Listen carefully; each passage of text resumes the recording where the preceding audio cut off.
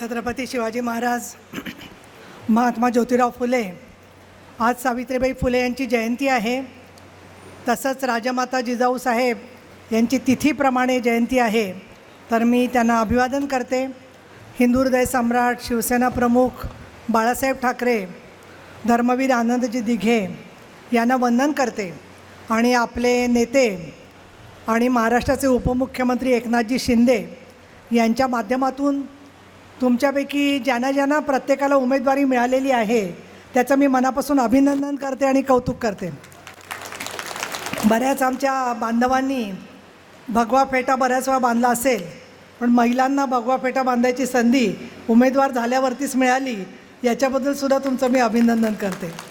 व्यासपीठावरती उपस्थित असलेले ज्यांचंच आपण आत्ता घणाघाती भाषण ऐकलं ते विजयबापू शिवतारे, तसंच ज्यांनी आज आपल्या प्रचार मोहिमेचं उद्घाटन केलं ते उदयजी सामंत, अजयबापू भोसले सहसंपर्क प्रमुख, पुणे शहराचे महानगर प्रमुख रवींद्र धंगेकर, जिल्हा प्रमुख रमेश कोंडे, शहर प्रमुख प्रमोद नाना भानगिरे, तसंच आपले आबा बागुल, नमेश बाबर, किरण साळी, व्यासपीठावरती उपस्थित असलेले सगळे मान्यवर आणि माझ्यासमोर उपस्थित असलेल्या सगळ्या बांधवांनो आणि भगिनींनो, आज ज्यावेळेला कसबा गणपतीला आणि दगडू हलवाई गणपतीला मी प्रार्थना केली आणि त्यावेळेला प्रार्थना करत असताना कसबा गणपतीचं दर्शन जे झालं ते जवळजवळ 400, 500, 600 वर्षांनंतर शेंदूर काढलेल्या गणेशाचं दर्शन झालं.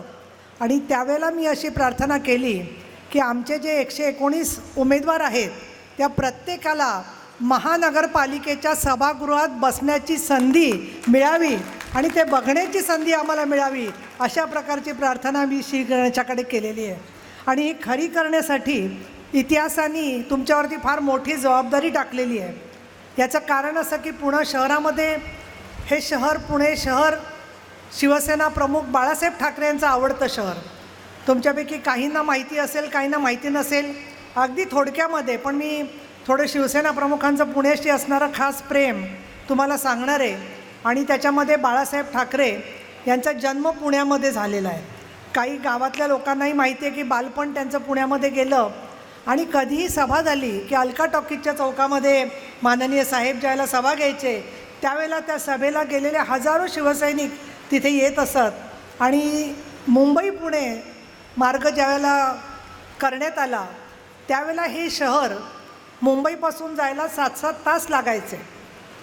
ट्रॅफिक जाम असायचा. तुमच्यापैकी अनेकांचा एखाद्या जन्मही झाला नसेल किंवा तुम्ही छोटे असाल त्यावेळेला तिथे त्यावेळेला घाटामधून जात असताना गाड्या बंद पडायच्या. काही वेळेला तर 7-7 तास लागायचे. पण हे केलं कोणी? तर महायुतीने केलं. त्यावेळेला मनोहर जोशी शिवसेनेचे मुख्यमंत्री होते. त्यांनी मुंबई पुणे द्रुतगती मार्ग सुरू केला. आज माननीय एकनाथजी शिंदे यांच्या नेतृत्वाखाली तुम्ही काम करताय.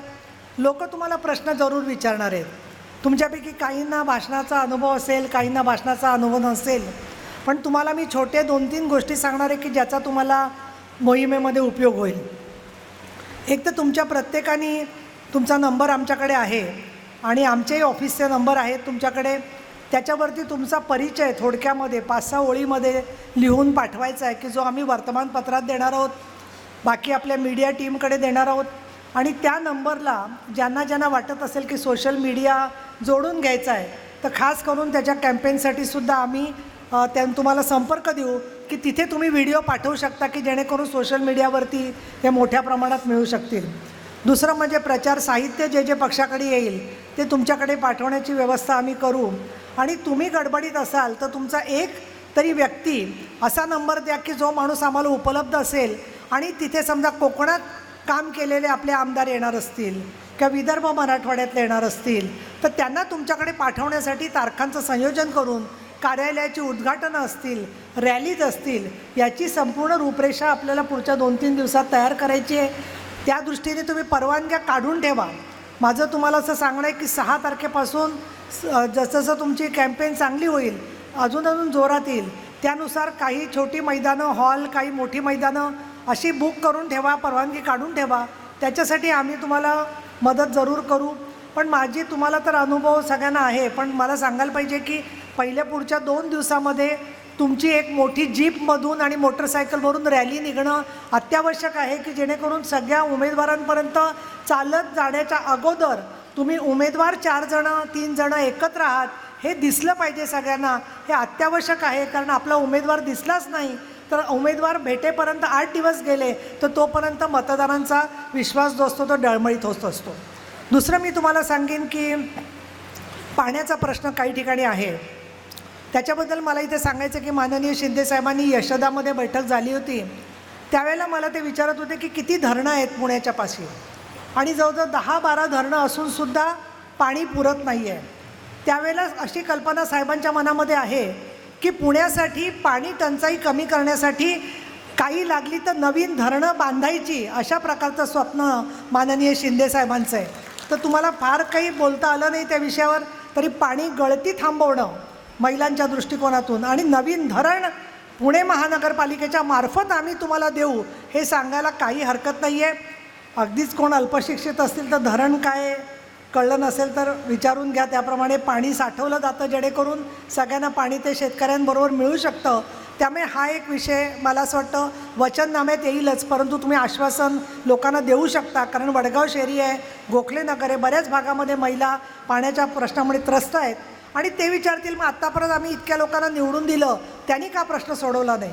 तर त्यांना सांगायला पाहिजे की तुम्ही ते त्यांना विचारा. जे लोक सत्तेत होते, ज्यांनी उड्डाण पूल बांधले, आज तेच उड्डाण पूल तोडायचं म्हणतात आणि म्हणतात की तो चुकीचा बांधला. अरे याला काय अर्थ आहे? स्वतःच तुम्ही सत्तेमध्ये होतं काँग्रेस आणि NCP 99 ते 2014पर्यंत काँग्रेस आणि राष्ट्रवादीचं राज्य होतं. अशा वेळेला उड्डाण पूल चुकीचे बांधण्याची जबाबदारी कोणाची आहे? त्यांची आहे.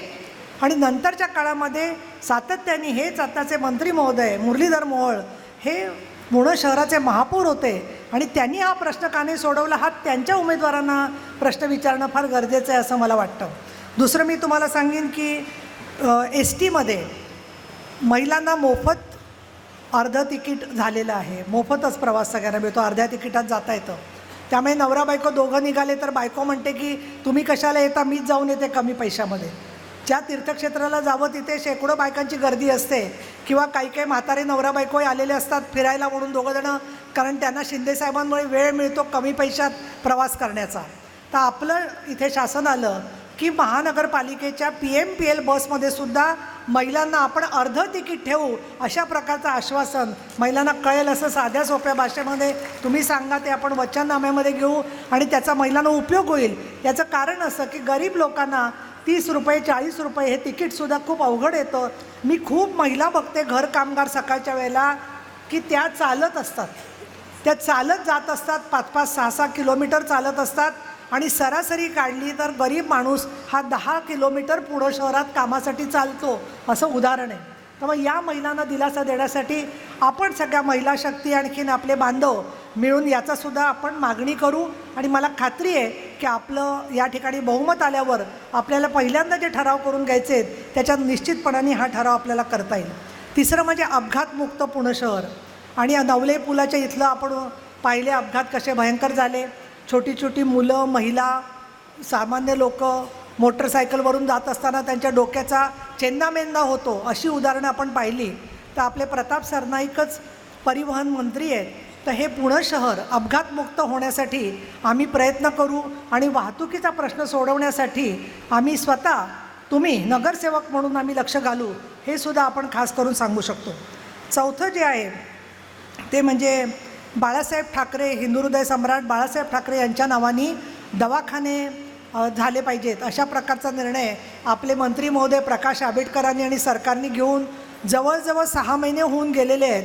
मी स्वतः बैठका घेतल्या. आपल्या धनंजय जाधवांनी तिथे चाफेकर इथे आणि काही लोकांनी दवाखाने सुरू केले, परंतु दुर्दैवाने कुठेतरी साटलोटा आहे महानगरपालिकेतल्या काही व्यक्तींचं की जे दबाव आणतात, नवीन दवाखाने होऊ देत नाही आहेत आणि त्या दवाखान्यांना डॉक्टर देऊनसुद्धा राज्य सरकारने तिथे जागा मिळत नाही आहेत. आणि म्हणून बाळासाहेब ठाकरे दवाखाना प्रत्येक वॉर्डात आपण करण्याच्याबद्दलचं सुद्धा एक आश्वासन देऊया की जेणेकरून आपले आजारी असतील लोक तर त्या लेकराला घेऊन स्त्री तिथल्या तिथे दवाखान्यात जाऊ शकेल. दुसरा आहे 5वा मुद्दा शेवटचा आणि तो म्हणजे सुरक्षित पुणे आणि भगवं पुणे. आपली अनेक देवळं आहेत, अनेक आपले कार्यक्रम आहेत. आज राजमाता जिजाऊंची आपण आज त्यांना स्मृती करतोय, देतोय. सावित्रीबाई फुल्यांना वंदन करतोय. तर ही सगळं कामं करण्यासाठी म्हणून कुठेतरी निस्वार्थी स्वरूपाचा नेता आपला पाहिजे. आणि आपले नेते जेव्हा जेव्हा आपण संकटात असतो त्याला धावून येतात. तुमच्यापैकी सिंहगड रोडचे, पाटील इस्टेटचे काही लोक असतील की ज्यावेळेला पूर आला त्यावेळेला मदत करण्यासाठी पहिल्यांदा शिवसेना धावून गेलेली आहे. इथे निलेश गिरमे आहेत, बाकीचे सगळे पदाधिकारी आहेत. आणि म्हणून संकटात असलं तर पहिल्यांदा कोण हाक मारतो तर ते म्हणजे शिंदेसाहेब आपल्या मदतीसाठी म्हणून धावून येत असतात. आणि त्यामुळे पुण्यावरती काही जर का संकट आलं तर ताबडतोब येणारे नेते म्हणजे एकनाथजी शिंदे आहेत. दुसरं हे विसरू नका की आज माननीय शिंदेसाहेब जरी उपमुख्यमंत्री असले तरी शिंदेसाहेब ज्याला मुख्यमंत्री होते तेव्हा हजारो कोटी रुपयांमधून मेट्रो झालेली आहे. आज हा जो विकास दाखवत आहेत बाकीचे पक्ष, तो विकास जो आहे तो माननीय शिंदेसाहेबांच्या चालनेतून झालेला आहे, हे सुद्धा विसरता कामा नये. आणि ह्याचबरोबर शेवटी पण महत्त्वाचा मुद्दा तो म्हणजे लाडक्या बहिणींच्या पाठीमागे उभं राहिलेले आहेत शिंदेसाहेब. तसंच शेतकरी आत्महत्यांच्या पाठी उभे राहिलेले आहेत. आज तुम्ही बघाल तर अगदी महानगरपालिकेचा विषय नसला तरीसुद्धा अण्णासाहेब पाटील महामंडळ असेल किंवा मराठा आरक्षणाचा मुद्दा असेल, OBC आरक्षणाचा मुद्दा असेल, दलित समाजासाठी डॉक्टर बाबासाहेब आंबेडकरांच्या स्मारकाची जमीन ही काही लोकांनी आंदोलन करत होते की आम्हाला ती मिळाली पाहिजे. तो निर्णय पूर्णपणाने घेतला तो शिंदेसाहेबांनी घेतला. तसंच वारकरी लोकांना वारीच्या वेळेला मदत करण्यापासून ते सगळ्या देवळांनासुद्धा वेगवेगळ्या पद्धतीने विकास निधी देण्याचं काम हे माननीय शिंदेसाहेबांनी केलेलं आहे. तुम्ही उमेदवार म्हणून नवीन आहात, परंतु मला उपसभापती झाल्यावरती 7 वर्षांनी लक्षात आलं थोडंसं की आपली देहबोली म्हणजे आपण कसं दिसलं पाहिजे, कसं वागलं पाहिजे, हे सुद्धा राजकारणात फार महत्त्वाचं असतं. तुम्हाला टेन्शन असलं तरी टेन्शन चेहऱ्यावर दाखवायचं नाही. कोणी काही उलटंसुलटं बोललं तरी डोळ्यातून पाणी येऊ द्यायचं नाही. आपण हसतमुखच दिसलं पाहिजे, ताठ उभं राहिलं पाहिजे, नजर खालून बोलता आलं पाहिजे. कोणी उलट्याला अरेला कारे बोललं तर लगेचच तुम्ही त्याला 2-4 वाजवल्यात जर का तर केस होईल ताबडतोब. तर थोडासा संयम पाहिजे, सबुरी पाहिजे.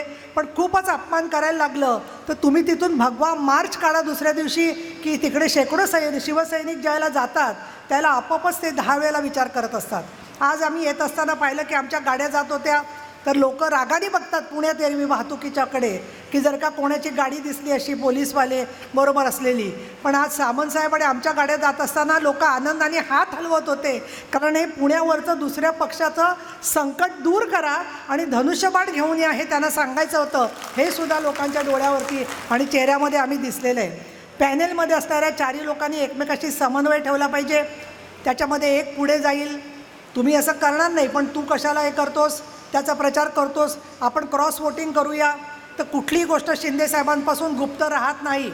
त्यांनी आमच्याकडून काल सगळे नंबर घेतलेले आहेत आणि नंबर घेऊन काही तर निरीक्षक असे असतात की ते आमचंही निरीक्षण करत असतात. त्यामुळे तुम्ही जेव्हा जाऊन एखादी गोष्ट त्यांना सांगता तेव्हा त्यांना ती ऑलरेडी माहिती असते. आणि हा विचार करून कुठेही आता आजारी पडायचं नाही आहे. 16 तारखेपर्यंत रोज सकाळी लवकर उठायचं आहे, रात्री उशिरा झोपायचं आहे.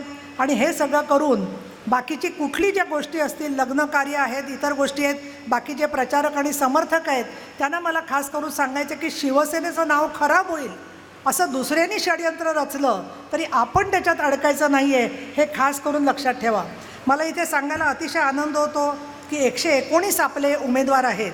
त्या 119 उमेदवारामध्ये तुमची अशी अपेक्षा असेल की महिलांची संख्या काय असणार, काय महिलांना तिकीटं मिळाली नाहीत, पण 55 पुरुष आहेत आणि 64 महिला आहेत.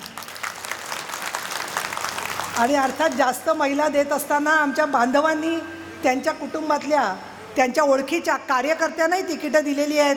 काही जणी आल्या तर त्यावेळेला द्विधा मनवस्था होती, पण आता राजकारणात आपल्याला तिकीट मिळालं आहे म्हटल्यावरती आपल्याला तिकीट मिळालं म्हणजे तो एक दागिना नाही आहे, तर ती जबाबदारी आहे. नाहीतर उमेदवार म्हटल्यावर आपल्याला थोडीशी कॉलर टाईट होते, नाही असं नाही. मी पण पाहिलं, आमदार पहिल्यांदा झाले तर मला वाटलं आता आपली कॉलर टाईट झाली. मी शिवसेना भवनापासून चालले होते मुंबईतून, माझी गाडी थांबवली एका शिवसैनिकांनी टकटक करून. म्हटलं काय हो, काय सांगताय? नाही, आम्ही जुने शिवसैनिक आहोत आणि ही गाडी तुम्हाला शिवसेनेमुळे मिळाली आहे, लक्षात ठेवा. तसं तुम्हाला उमेदवारी मिळाली ती शिवसेनेमुळे मिळालेली आहे हे लक्षात घेऊन आपण जास्तीत जास्त जुने शिवसैनिक, बाळासाहेब ठाकरेंना मानणारी लोक, राष्ट्रीय हिताला मानणारी लोक यांच्या घरोघरी जाण्याबरोबरच आता सगळे जे सणवार येतील, आज शाकंभरी पौर्णिमा आहे, त्यावेळेला आपल्या आसपासच्या देवळांच्यामध्ये आरतीच्या वेळेला लोकांच्या समोर गेलं पाहिजे. त्यांचा आरतीचा ताट दिसल्यावर ते बाजूला सरकवून धनुष्यबाण धनुष्यबाण असं ओरडायचं नाही आहे, तर जात असताना नम्रपणाने त्यांचा आशीर्वाद घ्यायचा आहे. या सगळ्या गोष्टींचं आपण पालन करायचं आहे. 9 तारखेला माननीय एकनाथजी शिंदे यांची सभा होणार आहे, पण त्याच्या अगोदर तुमच्या वॉर्डामध्ये आमचे निरीक्षक आपली सगळी कार्यालयांची उद्घाटनं जी आहेत ती माझी तरी अशी सूचना आहे तुम्हाला की 4 तारखेला रविवार आहे उद्या, तर 6 तारखेच्या आत सर्व कार्यालयांची उद्घाटनं झालीच पाहिजेत हे मला या ठिकाणी आपल्याला सांगायचं आहे. समजा कोणी येऊ शकलं नाही तरी तुमच्या भागातला एखादा कोणीतरी लोकप्रिय व्यक्ती बोलवा, अर्थात तो गुन्हेगार वगैरे नसावा, लोकप्रिय व्यक्ती बोलवा, कोणी धर्मगुरू बोलवा, कोणी अजून शिक्षक बोलवा, तुमचे मल्ल बोलवा. आणि तुम्हाला कुठे वाटलं का प्रॉब्लेम वाटतोय, कुठेतरी तुम्हाला कोण दादागिरी करतं आहे, तर सांगलीमध्ये मल्लांचं नेतृत्व करणारे पण लोक आपल्याकडे आहेत. त्यांच्याशी बोलून मी 200-300 मल्ल तुमच्या वॉर्डामध्ये पाठवू शकते, पण मला आधी सांगा की बाबा आम्हाला काय प्रकारची मदत पाहिजे. त्याचबरोबर कोकणवासी, विदर्भवासी, मराठवाडा याच्यातल्या सगळ्या लोकांची यादी मिळाली तर आम्ही तसे लोक पाठवू. आणि तुम्ही ज्या महिला पुरुष ज्यांना भाषणाची सवय नाही आहे त्यांनी घरातल्या लोकांसमोर आधी 2-2 मिनटं भाषण करा. 2-4दा केलं की जमायला लागतं, काही अवघड नाही आहे. आम्ही आमच्या सभागृहात बघतो सुरुवातीला त्यांना येत नसतं, नंतर इतका वेळ भाषण करतात की थांबा म्हटलं तरी थांबत नाही. त्याच्यामुळे तुम्ही प्रत्येकाने थोडं तरी लोकांशी बोलता आलं पाहिजे. आम्हाला काही बोलता येत नाही असं नाही आहे. थोडं प्रॅक्टिस करा आणि लोकांशी संवाद साधा. लोकांच्या अपेक्षा लिहून घ्यायला एक तुमच्याबरोबर कार्यकर्ता ठेवा की जो त्यांचे प्रश्न लगेच सोडवण्याचा प्रयत्न करेल, की जे ताबडतोबीचे प्रश्न असतील. या सगळ्या गोष्टींच्या संदर्भामध्ये अजून तुम्हाला आवश्यकता कुठे अडचण वाटली तर जरूर मदत आम्ही करू शकतो. दुसरं मला एक महत्त्वाचं सांगायचं की आपले SC कॅन्डिडेट अनुसूचित जातीचे 18 जणं आहेत. म्हणजे लोक बऱ्याच वेळेला प्रश्न विचारतात. मुस्लिम जे आहेत ते 5 जणं आहेत उमेदवारांपैकी, त्याच्यापैकी 2 महिला आहेत आणि 3 पुरुष आहेत, आणि ST पैकी 1 आपला पुरुष कॅन्डिडेट आहे. हे मुद्दाम याच्यासाठी सांगितलं की काही जाती धर्मांना तुम्ही वगळता का, तुम्ही देत नाही का अमक्याला, तर काम आणि गुणवत्ता हाच एकमेव निकष माननीय शिंदेसाहेबांनी ठेवलेला आहे. आणि हा जो धनुष्यबाण जो आहे तो धनुष्यबाणाचा खूप पवित्र इतिहास आहे. आणि हे जे चिन्ह आहे त्या चिन्हाचं प्रत्येक ठिकाणी जास्तीत जास्त प्रचार प्रसार करण्याबरोबर महानगरपालिकेकडे जात असताना मध्ये 14ला संक्रांत होऊन जाते, तर नव्या पर्वामध्ये जात असताना नवीन तिळगुळ घेऊनच तुम्हाला पुढे महानगरपालिकेत जाता येईल. अशा प्रकारची मी शुभेच्छा देते आणि 2 शब्द संपवते. धन्यवाद. जय भीम, जय महाराष्ट्र.